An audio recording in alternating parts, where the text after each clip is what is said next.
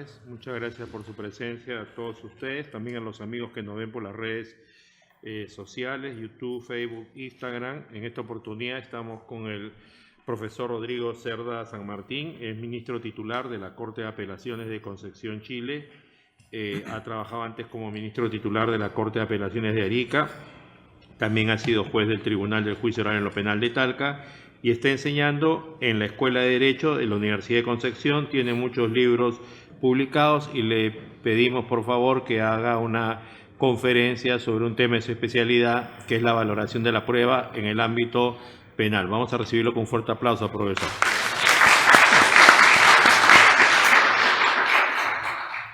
Bien, muchas gracias al doctor Neira por la invitación.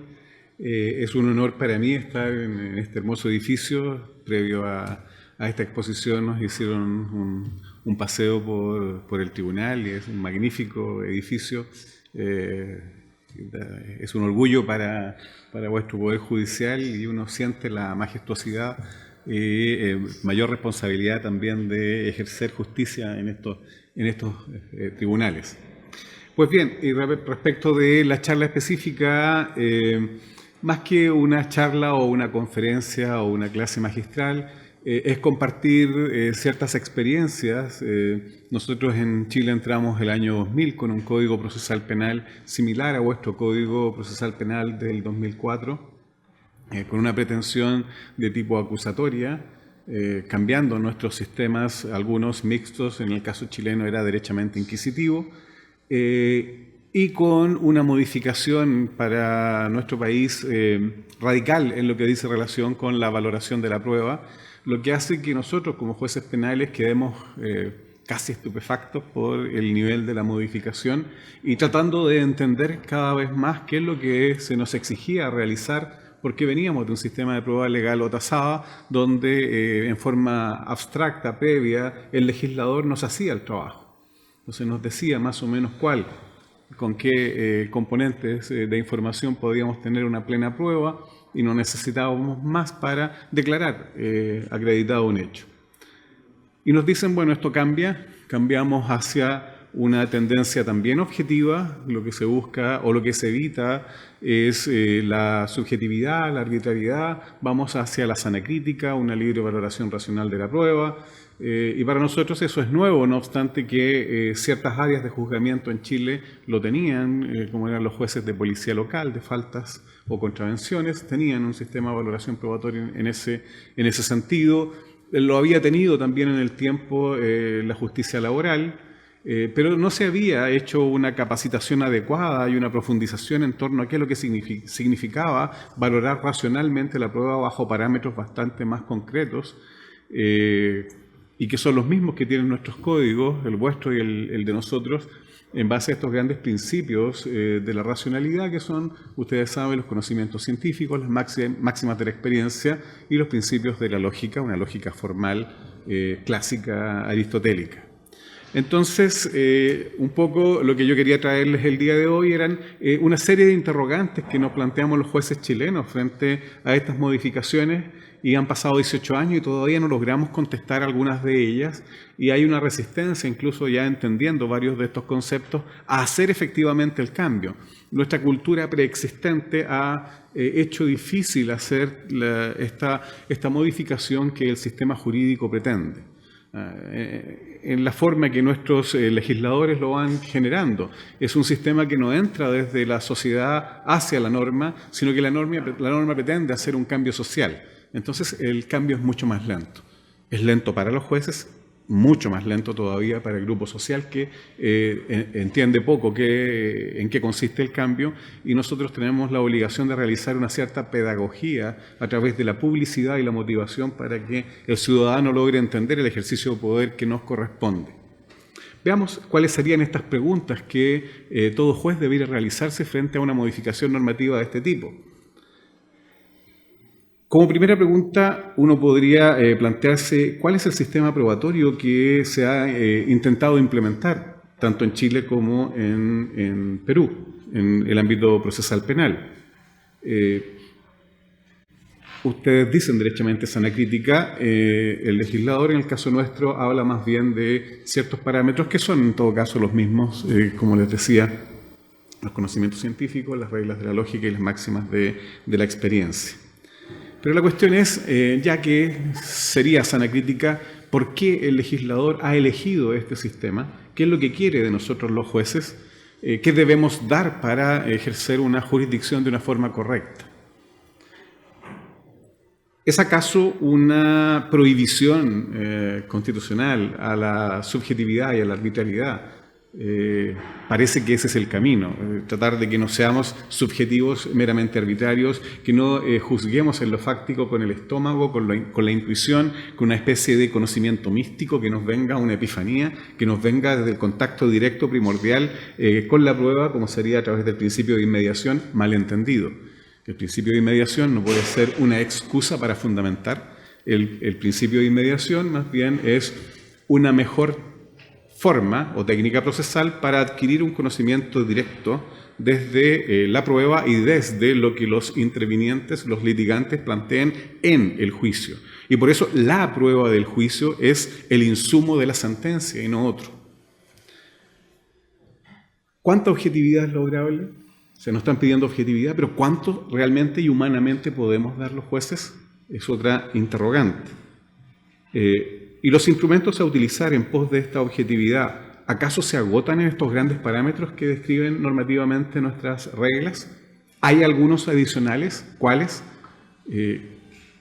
¿Seguimos usando criterios que son más bien normativos y no se ajustan a un concepto actual, científico, epistémico, de la valoración probatoria? Y llevando a una norma específica que ustedes tienen, me hago una pregunta específica con ocasión de vuestro código y que dice relación con las máximas de la experiencia. ¿Cuán objetivas son las máximas de la experiencia? ¿Son objetivas? ¿Cuánto? ¿Deben acreditarse las máximas de la experiencia? Y el código vuestro dice que las máximas de la experiencia no son objeto de prueba. Y ahí tengo algunas preguntas más bien que yo debiera realizarles a ustedes desde la forma como lo hemos, en definitiva, analizado y ejecutado en la práctica chilena. Finalmente, ¿es necesario que el legislador fije un estándar de convicción o un estándar de prueba para la toma de la decisión en lo fáctico? Y si creemos que es necesario, ¿por qué en Perú no existe normativamente, o sea, por el legislador señalado un estándar de prueba? El desarrollo de estas interrogantes va a ser el objeto de esta exposición y ojalá al término de ella ustedes puedan hacerme interrogantes respecto a cómo lo hacemos en Chile y yo poder a su vez interactuar con ustedes para que me entreguen algunas respuestas de dudas que se me plantean desde la sola lectura de la norma, porque no conozco mucho más del sistema peruano. Me ha tocado estar exponiendo en varias ciudades de vuestro país, sin embargo no tengo la fineza de análisis que le da al práctico peruano el ejercicio con su código. Lo concreto es que nuestras normas se parecen mucho. Salvo en esta ausencia de estándar, en el caso peruano, el resto de las normas son muy parecidas. Y lo que describe el Código Procesal Penal chileno es lo que podríamos llamar un sistema de libre valoración racional de la prueba, donde al juez le corresponde hacer la ponderación de la información que proviene de los elementos de prueba, guiado y limitado por grandes principios de la racionalidad, pero luego haciendo un ajuste práctico o concreto desde criterios específicos de valoración que a su vez provienen de la racionalidad que nos dan estos grandes parámetros. Con lo cual, no tenemos todavía la posibilidad de tomar una decisión porque nos falta el uso del estándar de convicción, que es aquel umbral de información o cantidad de información necesaria para la toma de la decisión y poder dar por probado un enunciado fáctico o una hipótesis de hecho. Y por eso a mí me surge la duda, ves que leo el Código Procesal Penal peruano, ¿cómo lo hace el juez peruano para tomar la decisión? Porque con la sola valoración, como explicaré más adelante, yo puedo hacer una especie de graduación de probabilidad de las distintas hipótesis en juego.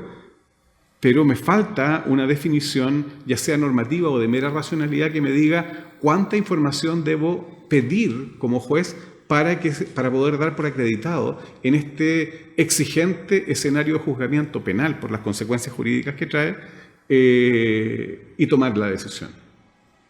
Porque podría perfectamente decir, con un testigo de oídas es suficiente para condenar, porque hay información afirmativa en el sentido de la proposición. Y por lo tanto, siendo la única prueba que existe, hay una prueba preponderante de afirmación en torno a la acusación y no tengo un estándar que me haga un control adicional. Tengo información afirmativa en el sentido de la proposición y no hay información que refute. Podría pensarse, entonces puedes condenar penalmente a una persona con un testigo de oídas. Bueno, ustedes normativamente tienen el control previo en una norma que dice que la testimonial de oídas por regla general no tiene ningún valor. Pero si no existiera otra prueba que tenga bajo valor epistémico, puede generar ese efecto distorsionador de pensar que basta que haya información afirmativa en el sentido de la proposición para poder concluir que alguien cometió un delito. Y eso es muy problemático porque con muy poca información estoy condenando a personas. Y lo que no quiere el sistema, un sistema acusatorio en un Estado democrático de derecho, es estar condenando a inocentes. Entonces hay que hacer un ajuste ya normativo, ya de racionalidad, de cuánta cantidad de información voy a exigir para condenar a un ciudadano en nuestros países.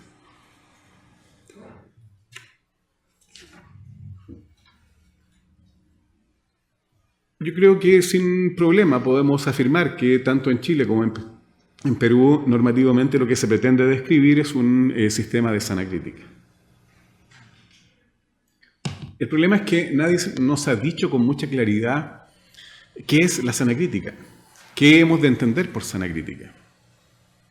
Entonces, es necesario recurrir a la mejor doctrina en este sentido.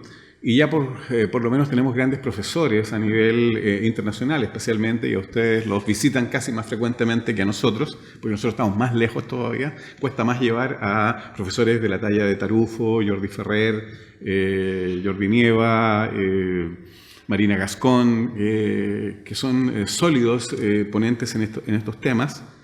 Pero sí, hemos tenido la suerte de contar con muchos profesores chilenos que han salido al exterior a capacitarse en estos temas y nos traen lo que se ha venido pensando por los filósofos más preclaros del área respectiva. En el caso chileno me parece muy atingente lo que señala el profesor Johann Benfeld en un libro que se publicó ahora, el año 2018, donde él realiza una serie de distinciones para poder clarificar esto de la sana crítica y qué debemos entender por ella. Guarden por ahora el concepto de corrección en el pensamiento, de corrección en el pensamiento para decidir. La primera distinción que uno debe realizar entonces es qué tipo de corrección es a la que debo ajustarme para decidir correctamente. Por cierto, la que se nos viene de inmediato a la cabeza desde estos parámetros es una corrección de tipo formal. Es una corrección que viene dada por los principios de la lógica. Como ya les expliqué, no una lógica probabilística matemática. Con el tema de la inteligencia artificial podemos llegar a tener jueces no humanos metiendo datos, informaciones, llenándolo de algoritmos que nos puedan decir, dado esto, doy esta decisión.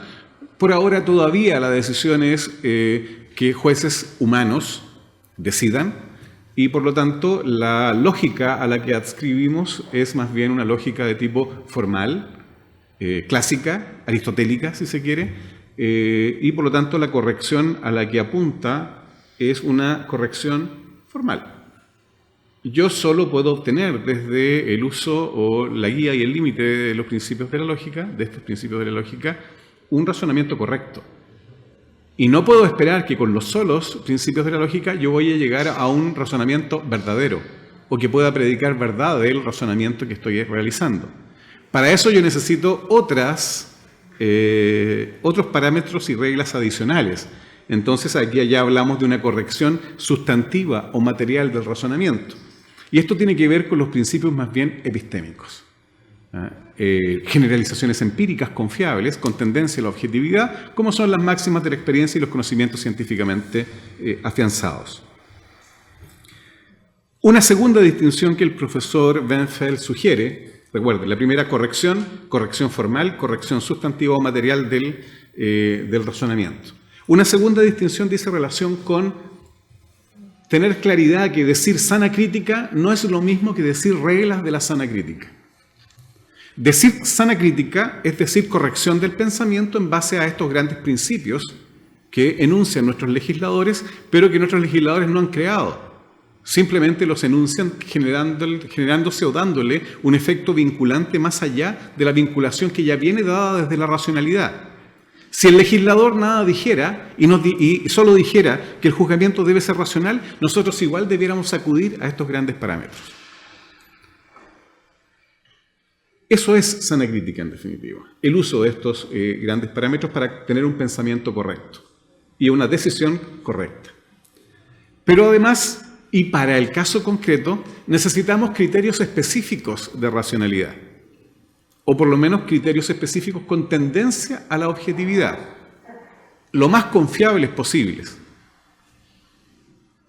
Intersubjetivos, o sea, que no dependan y que no provengan de la solamente o del conocimiento privado del juez, sino que vengan de información que proviene desde afuera, que se produzca en el juicio y que sea controlable el razonamiento probatorio que permite concluir fácticamente algo por otro.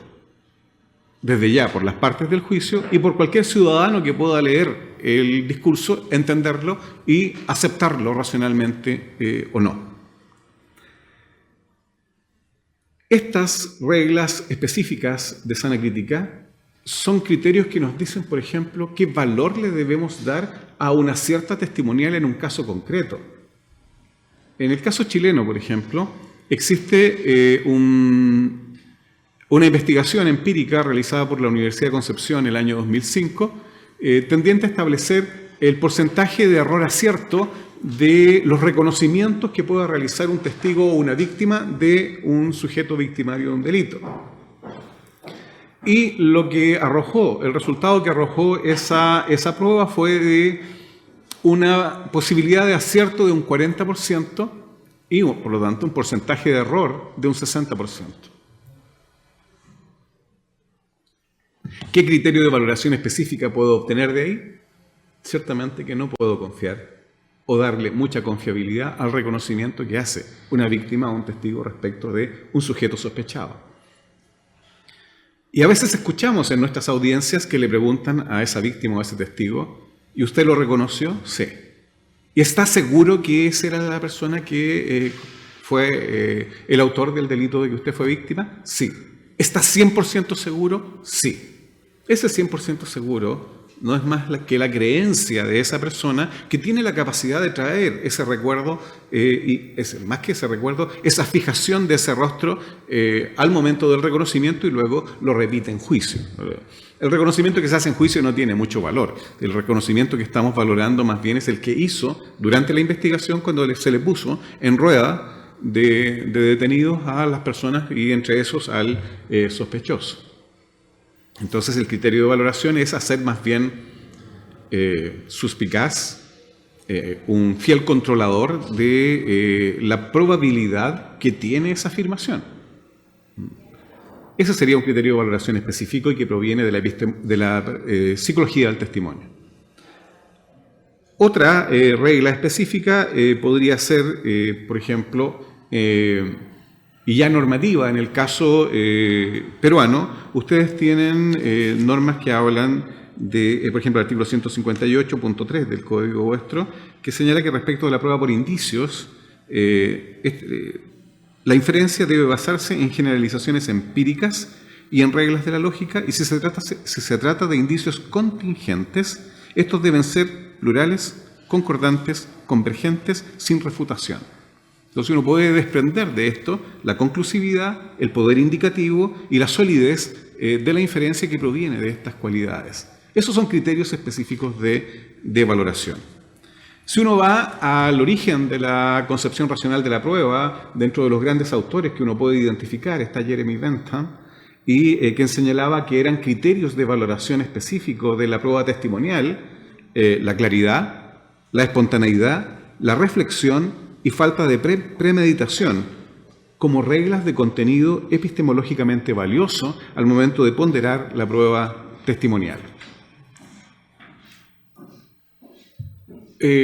Lo que uno pudiera plantearse adicionalmente como interrogante dice relación con quién debe o cómo debe generarse este verdadero casi listado o catálogo de buenos criterios de valoración probatoria específicos o concretos, con valor o con alguna mirada epistémica.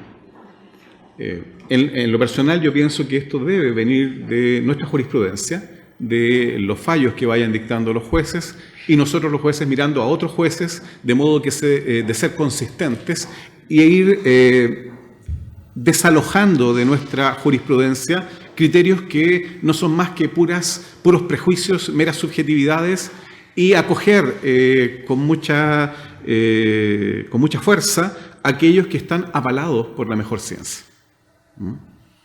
Lamentablemente, nuestros sistemas, nosotros, los abogados, la formación en pregrado, y no se mejora mucho en el posgrado, andamos más bien a espaldas de la ciencia. Y hacemos nuestros cursos, y analizamos, y hacemos nuestras capacitaciones sin los científicos. No estamos atentos a lo que dice la psicología del testimonio, lo que dice la epistemología del testimonio, lo que dicen las ciencias más duras, lo que estaba diciendo, afirmando respecto del ADN actualmente, cuántos marcadores están exigiéndose en Chile, por ejemplo, para prueba de ADN, está absolutamente fuera del estándar internacional actual. O sea, tenemos una exigibilidad normativa inferior. O sea, ni siquiera estamos cumpliendo con las exigencias científicas actuales. Vamos siempre de atrás. La ciencia avanza y nosotros vamos de atrás. Y esa es la virtud que tienen estos criterios específicos y por qué los jueces debemos estar a cargo de la generación de este listado, porque a través de estos criterios específicos y el por qué existen las máximas de la experiencia, producen este efecto querido de adaptabilidad en relación al cambio social y a los cambios científicos que son cada día más vertiginosos. La siguiente pregunta: ¿por qué eligieron nuestros legisladores un sistema de sana crítica? ¿Qué es lo que pretendían con esto? ¿Cuál es el mensaje que nos están enviando? Desde ya el primer mensaje es: señores jueces, ustedes están a cargo. Ya no es el legislador quien nos señala en forma abstracta, previa, general, cuáles son los criterios de valoración y qué valoración le debo dar a cada elemento de prueba en específico. Ustedes están a cargo. Ustedes le dan el valor. Ahora, tampoco tan libre, porque luego nos dice sujeto a criterios o parámetros generales de racionalidad. O sea, no es un sistema de prueba legal o tasada, no es un sistema de libre valoración probatoria de íntima convicción, sin fundamentación, sin motivación del juicio fáctico. Es algo intermedio, donde se tiende a la objetividad como lo hacía el sistema de prueba legal o tasada y donde hay que fundamentar, motivar de acuerdo a parámetros de racionalidad. Eso es lo que básicamente se requiere. Se evita entonces la rigidez y excesiva formalidad de las reglas del sistema de prueba legal o tasada, que se dejan de lado, no obstante que son las más objetivas que pueden haber. O sea, creadas discursivamente en una deliberación democrática en el seno de nuestros legisladores, más objetivo que eso no puede ser, porque provienen de alguien distinto del sujeto cognoscente, que es el juez. En ese sentido no hay problema. Pero, como eran rígidas, se van quedando atrás, la ciencia avanza, las sociedades cambian, una máxima de la experiencia es muy distinta, es contextual, ¿no? Entonces, lo que uno cree que es una tendencia inductiva de algo que sucede y que podemos esperar que suceda más adelante mediante un nexo causal en Lima es distinto a lo que pasa en Tacna, a lo que pasa en Máncora. Son contextuales las máximas de la experiencia y eso hace que el juicio fáctico sea menos rígido. Yo en un sistema, me tocó ser juez en un sistema de prueba legal o tasada y de repente la creencia desde la prueba apuntaba en un sentido y la norma me hacía apuntar a otro. O sea, yo no creía que debía ser así, pero debía dar por probado esto otro. Y eso es algo complejo. Pero ciertamente tampoco debemos arrancarnos con nuestra subjetividad, que es inevitable. El juez actual en sana crítica debe hacer un manejo del sesgo, de los prejuicios, tratar de dejar de lado esta primera aproximación con la que comienza un juicio. Entra el primer testigo a declarar y yo empiezo a marcar, a teñir en cierto color de convicción mi conciencia. Y eso es inevitable, pero no puedo pretender que con eso yo ya puedo tomar la decisión. Es información todavía preliminar y tengo que esperar que termine el juicio para tomar la decisión. Yo no puedo tener prehecho un veredicto si no ha terminado hasta el último momento del juicio. Como el alegato de clausura del litigante no puede terminarse hasta el último testigo, perito o documento que se incorpore mediante lectura en la audiencia respectiva. Entonces hay que hacer un control de esta subjetividad. Se busca que el ejercicio valorativo del juez sea intersubjetivo. Si no lo fuera, desaparece la potencialidad de recurrir, de impugnar la decisión en lo fáctico. Si esto fuera íntima convicción, no hay cómo controlar la corrección del mismo. Simplemente se afirma que el hecho ocurrió o no ocurrió y no hay cómo hacer un control. Entonces el recurso de apelación, la impugnación o una invalidación no tendrían ningún sentido, porque no sé qué debo atacar, porque con la subjetividad total con que se crea y sin la capacidad de controlar, porque no hay una fundamentación acabada, no hay realmente recurso. Entonces el debido proceso, la tutela judicial efectiva desaparece desde que ya no tengo la posibilidad de recurrir. ¿Y qué decisión más relevante en nuestra sociedad que la decisión jurídico-penal? La decisión jurídico-penal afecta desde la libertad, que es más relevante, y no puedo controlar el juicio fáctico. Del juicio fáctico deriva el juicio jurídico y pueden ser penas altísimas y no lo puedo controlar. Eso no puede ser. O sea, si en algún área de juzgamiento debe existir el doble conforme que el control de convencionalidad exige, es en el ámbito penal. Entonces, estos criterios intersubjetivos son los que deben primar. En definitiva, lo que se pretende es una aproximación a la objetividad. Se dice la verdad, ¿no? Es mucha pretensión decir que vamos a obtener verdad, que vamos a obtener la absoluta objetividad, pero tendencialmente debemos tratar de buscarla. En eso nuestros legisladores son claros, pero con equilibrio, no tampoco volviéndonos locos. Hay un profesor chileno también en la misma publicación que el profesor Benfeld, que es el profesor Javier Maturana, en el 2018, que hace la siguiente explicitación de razones respecto de esta necesidad de equilibrio. Señala que es necesaria la distribución de las tareas de determinación de las reglas y criterios objetivos de sana crítica. Corresponde al legislador su determinación genérica, pero a los tribunales su concretización y control en instancias particulares. Solo de esa manera puede evitarse que el sistema de sana crítica degenere en un sistema de íntima convicción o de prueba legal tasada.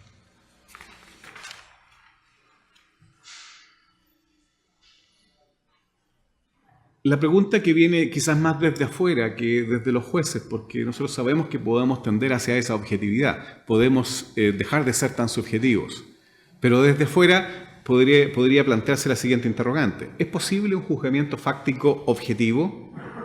¿O cuál y cuánta objetividad puede obtenerse en un sistema jurisdiccional? Desde esta perspectiva uno pudiera constatar dos visiones, básicamente. Una visión que es totalmente escéptica, dice que no es posible obtener total objetividad en un contexto de juzgamiento tan imperfecto. acotado en el tiempo, con preclusiones, con cosas juzgadas, con traída de testigos mucho tiempo después de que ocurrió el hecho, con documentales incompletas, con golpes de información, porque en definitiva todos los juicios prácticamente son muy pocos los que se van a fallar con una sola prueba, sino que es necesario tener mucha información que marca indicios y de los indicios realizar un proceso intelectual inferencial para, a través de una verdadera presunción judicial, dar por establecido un hecho. Entonces, de la prueba directa normalmente no tengo el juicio fáctico. Tengo que hacer una serie de operaciones adicionales. Parece más bien que nuestro legislador ha adoptado otra visión, no esta escéptica epistémica, sino que una cognoscitivista o epistémicamente optimista, donde se promueve la búsqueda tendencial de la verdad como algo posible.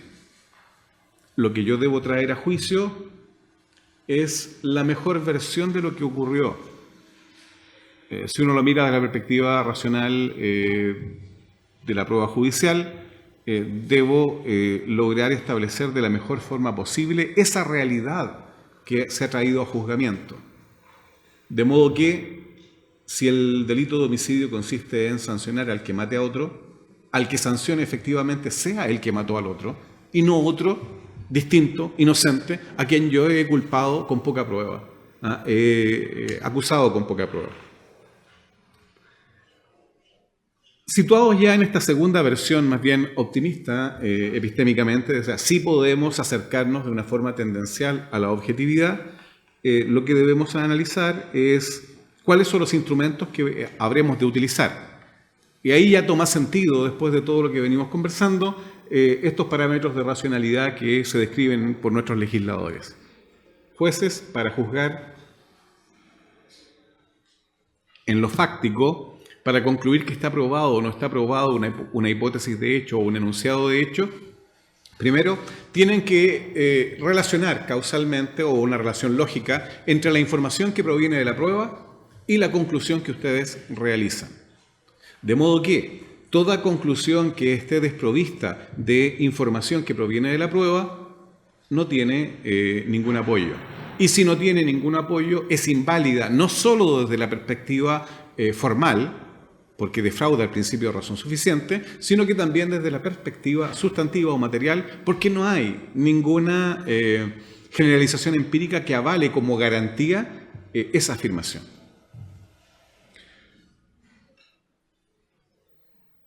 ¿Y cuál es el fin perseguido en definitiva? Que la conclusión fáctica sea racional, de modo que el razonamiento probatorio utilizado por el juez pueda ser seguido y controlado por cualquier persona. Es lo que Tarufo denomina el ejercicio democrático del poder por el juez.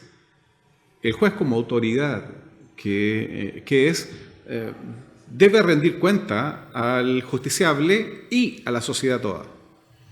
De modo que la sociedad toda, y por eso el principio de publicidad, asistiendo a nuestros juzgamientos, pueda hacer un certero escrutinio respecto de la justicia de la decisión. Pero entendiendo por justicia de la decisión la corrección en el establecimiento de los hechos, esta corrección es que ya aludimos, y la corrección de la aplicación del mejor derecho a esos hechos correctamente establecidos. Sin una correcta determinación de los hechos, no voy a poder aplicar correctamente el derecho.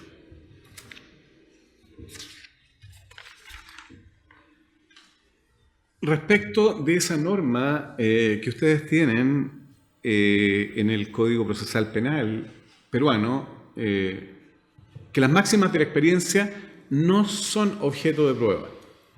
Me quedo dando vuelta porque en Chile no existe algo así. Nosotros a veces, cuando se trata de una máxima de experiencia muy contextual, muy de alguna zona específica, por ejemplo, nosotros, Isla de Pascua tiene varias peculiaridades desde su especialidad intercultural respecto de los delitos contra la propiedad, respecto de los delitos sexuales. Hay varias formas distintas de desenvolverse que hacen también al juzgamiento y por lo tanto hay máximas de la experiencia que son distintas. De modo que se requiere la prueba de esas máximas de la experiencia. Entonces me llama mucho la atención que ustedes no vayan a tener estas peculiaridades idiosincráticas multiculturales, porque ustedes son tan multiculturales como nosotros, entonces debemos, las máximas de la experiencia, ciertas máximas de la experiencia tienen que ser probadas. Y normalmente quien está llamado a probar una máxima de la experiencia o la mejor herramienta es a través de la prueba pericial. Un sociólogo, un antropólogo, un especialista en esa multiculturalidad que te explique cómo son las relaciones sociales en ese contexto. Y acudiendo a estos mismos profesores, en un libro que se escribió en Chile que se llama La sana crítica bajo sospecha, del año 2018, de la Universidad Católica de Valparaíso, se distingue entre lo que son las verdaderas máximas de la experiencia respecto de las otras que pudiéramos llamar falsas o espurias máximas de la experiencia, que no son más que meras subjetividades, especulaciones, intuiciones, sensaciones que no llegan a ser una máxima de la experiencia. ¿Cuáles serían las verdaderas máximas de la experiencia? Desde ya son reglas de inferencia obtenidas inductivamente a partir de la experiencia. Es lo que uno constata y se va repitiendo estadísticamente, y la experiencia nos indica que cada vez que se den las mismas condiciones ha de repetirse el suceso.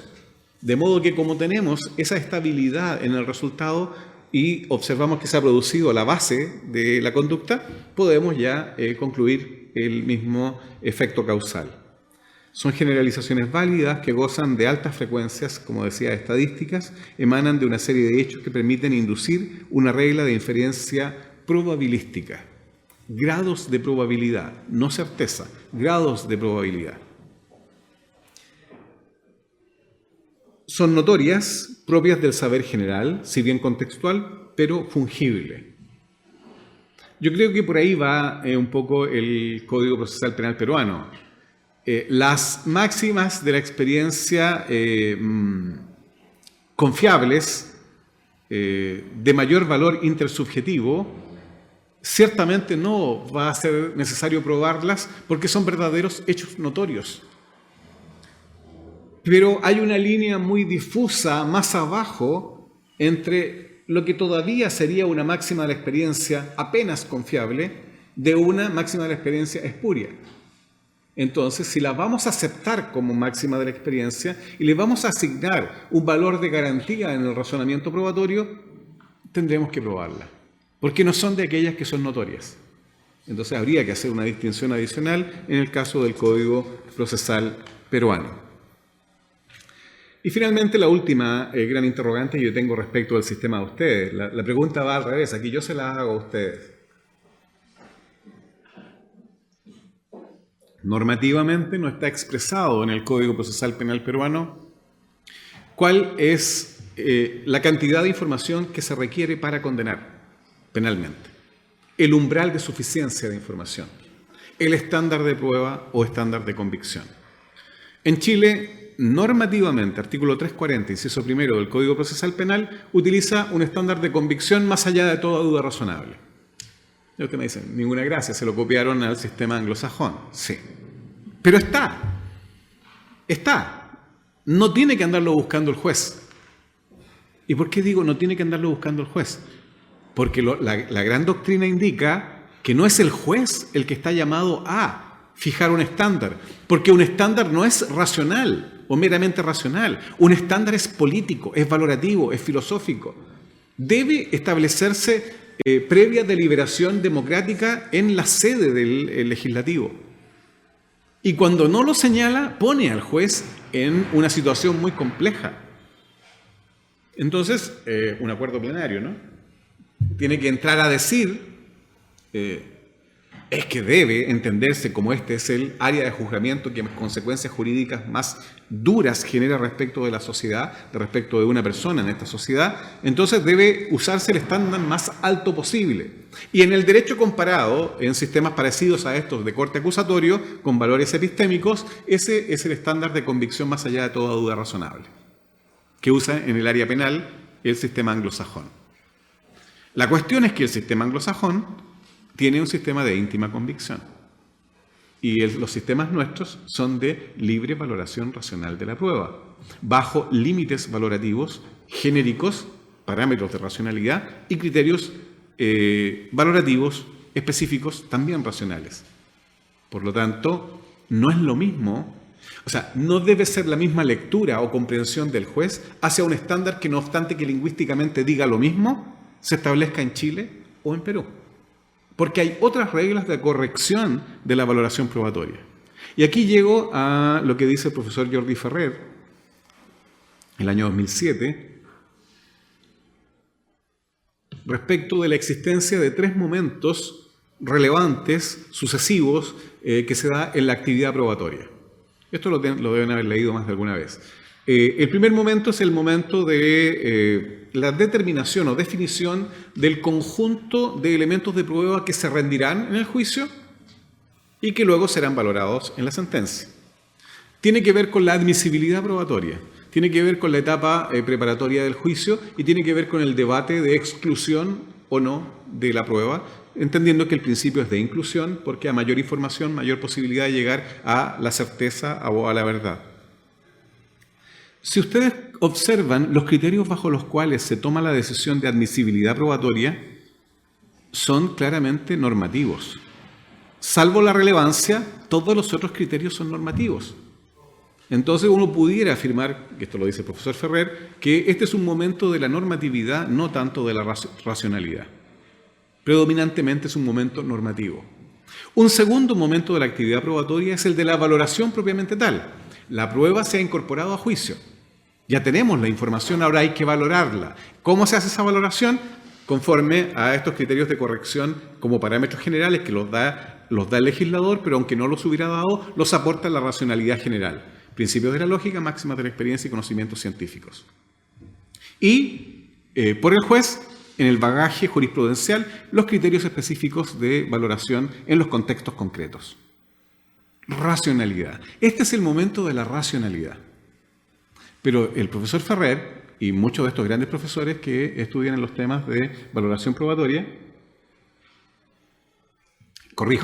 razonamiento probatorio, lo que señalan es que no permite el solo ejercicio valorativo a través de estos parámetros concluir si es verdadero o no un enunciado de hecho, si está aprobada o no una hipótesis fáctica. Falta todavía un tercer momento de la actividad probatoria, que es el momento del uso del estándar de convicción. O sea, tomo el umbral de suficiencia que me marca el legislador para este contexto específico de juzgamiento y lo opongo. Miro la información, cantidad de información, veo el umbral de suficiencia y digo, esta información que tengo es suficiente a la luz del estándar. Un estándar probatorio alto. Mucha información para condenar. Sí, esta es mucha información para condenar y lo demuestro argumentativamente a través del razonamiento probatorio. Por lo tanto, es válido, es legítimo dar por acreditado ese hecho. Estamos hablando de la hipótesis de culpabilidad, por lo tanto, es legítimo condenar a ese sujeto. Si no uso el estándar, no tengo cómo tomar la decisión.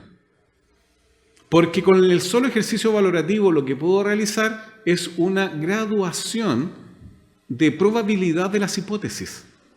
A lo más podría estar utilizando lo que se denomina un estándar de probabilidad prevalente. Pero un estándar de probabilidad prevalente es un estándar de probabilidad media.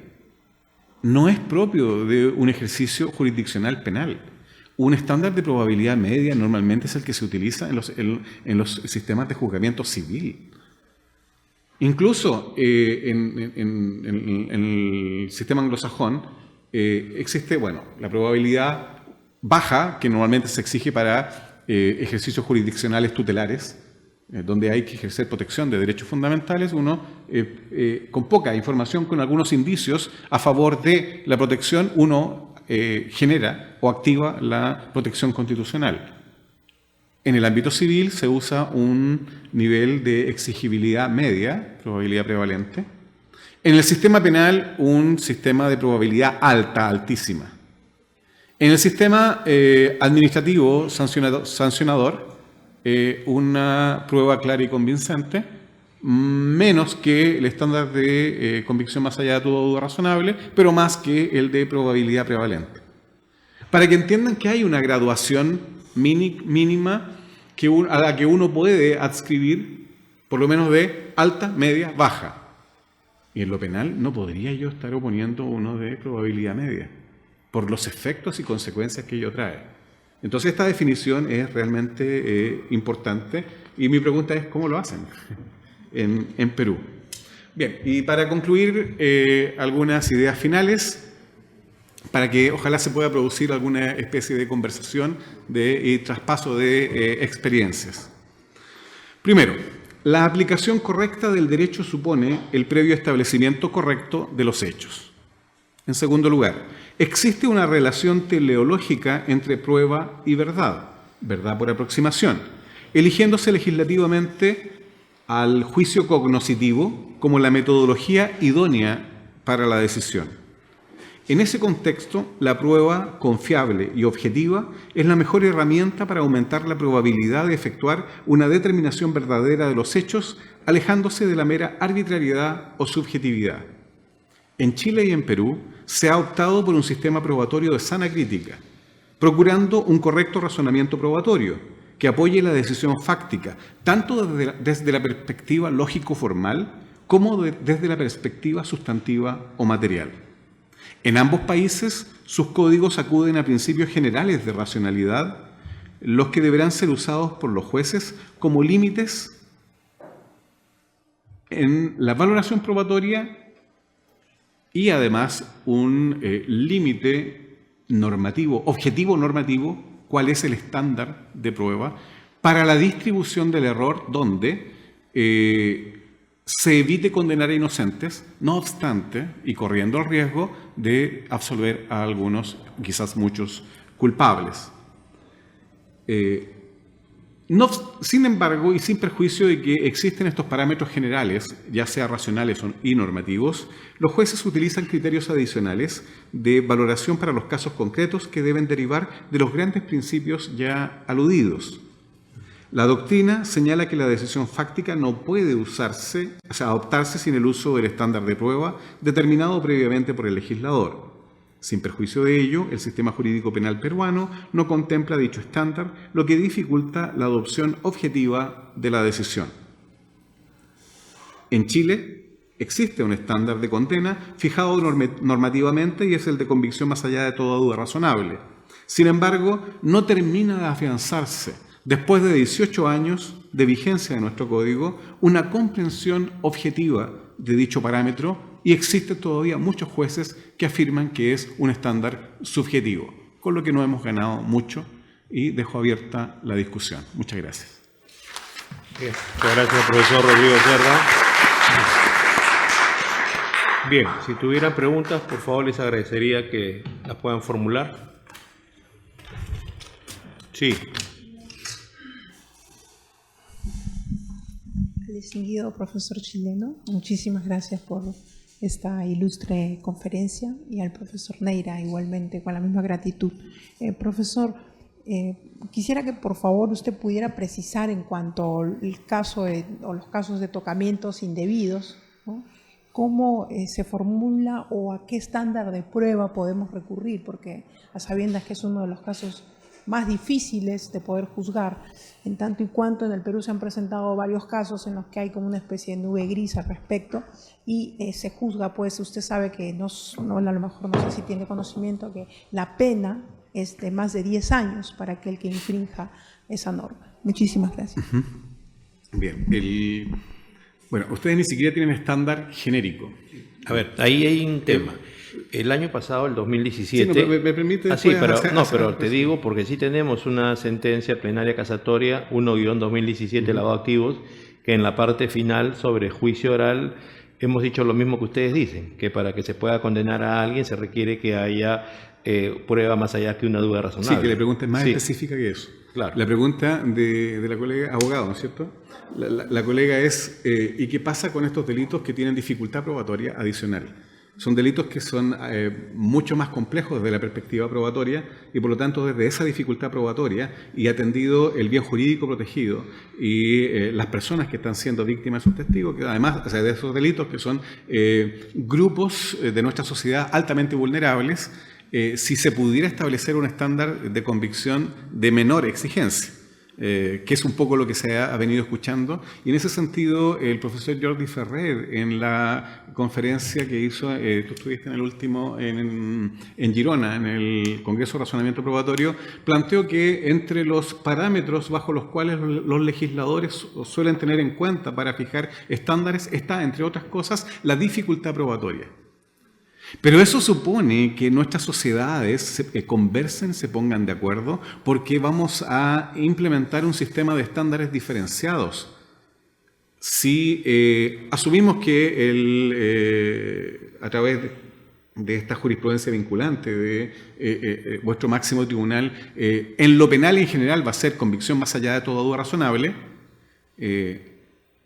y si eso viniera del ámbito legislativo, el mismo legislador podría decir, para la generalidad de los delitos, convicción más allá de toda duda razonable. Sin embargo, para los delitos de tipo sexual y donde la víctima es menor de edad, niño, niña, adolescente, entonces vamos a aplicar un estándar más bajo. Más alto que lo civil, más alto que lo administrativo, pero más bajo que la generalidad de los delitos. Eso es altamente complejo, altamente discutible, y debe ser deliberado. No puede ser el juez, que no es de elección democrática, y que vaya contramayoritariamente a implementar cuál es el estándar. O sea, no puedo yo como juez decir voy a aplicar, ya que hay dificultad probatoria y la víctima ser de quien se trata, un niño, niña vulnerable, voy a aplicar yo, por las mías, un estándar más bajo que el normal. Necesitamos que nuestros legisladores hagan ese trabajo. Eso tiene que ser a nivel general y con ese valor, principio de legalidad en materia penal, exige ese nivel de decisiones. No sé si con eso contesto. Bien. ¿Alguna otra pregunta? Sí, por favor.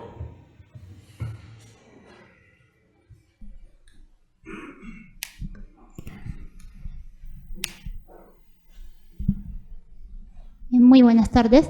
Quisiera saber sobre el juzgamiento fáctico. ¿Es posible el juzgamiento fáctico? ¿Perdón? Sobre el juzgamiento fáctico. Quisiera que me pueda explicar al respecto un poco. El juzgamiento, cuando hablo yo de juzgamiento fáctico, me refiero al proceso que va desde en la actividad probatoria desde que se incorpora la prueba a juicio, valorar esa prueba y tomar una decisión en lo fáctico. Ese es el juicio fáctico. El juicio fáctico dice relación con mi toma de decisión respecto de una situación de incertidumbre respecto de los hechos. Los hechos pueden estar, puedo darlos por probados, por no probados o por falsos. Esa definición es el juicio fáctico. Y para yo probar, o sea, para poder concluir que el hecho está probado, necesito información afirmativa en el sentido de la proposición en cantidad suficiente como lo exige el estándar. Y ahí digo, está probado el hecho. La hipótesis acusatoria está probada. Si no tengo información suficiente, pero no es suficiente, tengo información afirmativa en el sentido de la proposición, pero no tengo la suficiente para el estándar. No doy por probado el hecho. Puede que no haya información. Ni siquiera opongo el estándar. Digo, no hay información, no puedo dar por probado el hecho. Y tengo información afirmativa, la tercera posibilidad, tengo información afirmativa de que el hecho no solo no ocurrió, sino que es falso. Entonces yo declaro probado, o sea, declaro falsa la imputación. Pero para eso necesito información afirmativa que me demuestre que es falsa la imputación. La cuestión es, ¿cuál es el estándar para declarar falsa una imputación? No tiene por qué ser la misma que para condenar. No tiene por qué ser la misma. Sí.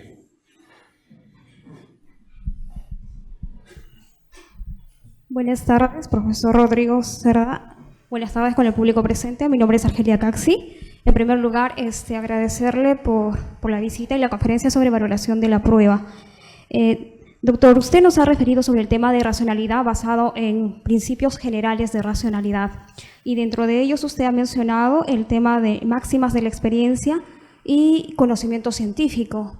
Mira, el profesor Jordi Ferrer Beltrán observa ese tema de las máximas de la experiencia, hasta qué punto es racional, ¿no? Y hasta qué punto eso es medible con un estándar probatorio. y si desde su punto de vista las máximas de experiencia correspondería a un tipo de racionalidad y hasta qué punto, qué entendemos por racionalidad para la valoración de la prueba. Esa sería mi pregunta. Y lo otro, respecto a los estándares de prueba. Los estándares de prueba, en el tema de más allá de toda duda razonable respecto al aspecto penal, ya Larry Laudan ha criticado ese tema de más allá de toda duda razonable porque no es determinante. ¿Cómo identificamos que es más allá de toda duda razonable? Y Jordi Ferrer, en su construcción del nuevo libro de estándares de prueba con Michele Tarufo, ha observado de que para determinar un estándar de prueba es que tendríamos que ver aspectos de criterios político y metodológico, que usted ya ha respondido. Respecto a la primera, sería mi pregunta, doctor. Bien. Aclarar primero que el estándar de prueba no dice relación con la racionalidad, o sea, es normatividad. Porque la elección la toma el legislador. Eso como primera cuestión, porque tú mencionas dentro de criterios de racionalidad el estándar de prueba, y a menos que afirmes, y podría ser que tú afirmes que existe un estándar que obedece a un mínimo racional existente sin necesidad de norma, como podría ser quizás la probabilidad prevalente. Más probable que no. Porque lo que no sería racional ciertamente es dar por probado un hecho cuando la información del opuesto es mayor que la información del que afirmo. ¿Sí? Si afirmas que eso es un mínimo racional que no necesita normatividad, entonces yo te podría afirmar que entonces ese criterio de estándar también sería racional. Pero la mayor parte de la doctrina te indica que todo estándar debe ser fijado por el legislador. Fijado por el legislador, estoy empezando por la segunda pregunta. Fijado por el legislador, la pregunta es, lingüísticamente, ¿cómo lo hago para establecer un estándar que sea objetivo y confiable? La práctica ha demostrado que no le han pegado con el palo al gato nunca. Y mientras más tratan de ir entregando parámetros, ciertamente el peor estándar para llevarlo como una tendencia a la objetividad es el estándar de convicción más allá de toda duda razonable, porque es de un sistema de alta subjetividad, es de íntima convicción. Entonces, es mala idea, o sea, cuando yo digo cómo lo hacen sin estándar, pero nosotros, si tú escuchaste mi última afirmación en las ideas finales, no obstante tener ese estándar, no hemos ganado mucho porque muchos jueces en Chile todavía afirman que el estándar es subjetivo. Entonces, se pierde todo. O sea, ese estándar no sirve mucho a menos que lo entienda como objetivo. ¿Y cómo lo puedo entender como objetivo? Porque hay una exigencia de alta cantidad de información. El estándar de convicción más allá de todo duda razonable, entendido como alta cantidad de información. Tampoco me dice mucho, y por eso Jordi Ferrer genera todas estas formas de enunciar estándares diferenciados según tipos de conflictos y según el momento de juzgamiento, porque va a haber estándares para decisiones preliminares y va a haber estándares para las decisiones finales. Y para las decisiones finales, según el tipo de juzgamiento de que se trate. Entonces, en el juzgamiento más exigente, no solo debe tener cantidad de información afirmativa en el sentido de la hipótesis acusatoria, sino que esa cantidad de información o el grado de probabilidad que tiene esa hipótesis no sea refutada por la información de la hipótesis contraria, y tenga la capacidad argumentativa además para desvanecer la hipótesis alternativa planteada por la defensa, y tenga la potencialidad argumentativa de vencer además toda otra hipótesis alternativa que sea todavía razonable. Eso llevado a la prueba del juicio y poder demostrarlo argumentalmente es muy complejo. Es muy complejo. Y le va sacando elementos hasta llegar a un estándar que es prácticamente casi de probabilidad prevalente, si bien lo entiendo, donde basta que haya información afirmativa en el sentido de la hipótesis que afirmo. Entonces sí, definitivamente el problema del estándar está, primero, en una comprensión del estándar como objetivo o como subjetivo. Si lo entiendo como subjetivo no me sirve. Larry Laudan dice, no, en ninguna parte. Si vamos a mirar la epistemología, nunca el científico considera que va a estar comprobada tu hipótesis desde tu mente, sino que es la comunidad científica la que te dice, bajo un estándar que ellos manejan, la comunidad científica concernida, si va a estar comprobado o no. Ese es un estándar objetivo. Entonces, primero, tiene que haber un estándar que tienda a la objetividad. Convicción más allá de todo duda razonable, así como está, poco nos sirve. Luego, cuando empieza a precisarse cada vez más el estándar, llega un momento en que el tribunal no tiene espacio de juego. Si llegáramos a tal nivel de precisión del estándar que el juez ya no tiene espacio de juego, nos dimos la vuelta completa y volvimos al sistema de prueba legal o tasada. ¿Sí o no? Vuelvo a las máximas de la experiencia, la primera pregunta. ¿Cuánta racionalidad hay en las máximas de la experiencia? En lo personal y la práctica me indica que las máximas de la experiencia son una concesión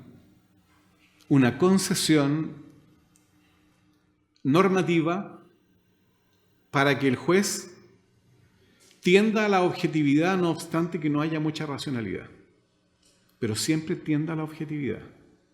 Ejemplo, estas máximas de la experiencia muy contextuales y consensuadas puede que no obedezcan a ninguna racionalidad, pero están tan altamente consensuadas y son contextuales que son aceptadas.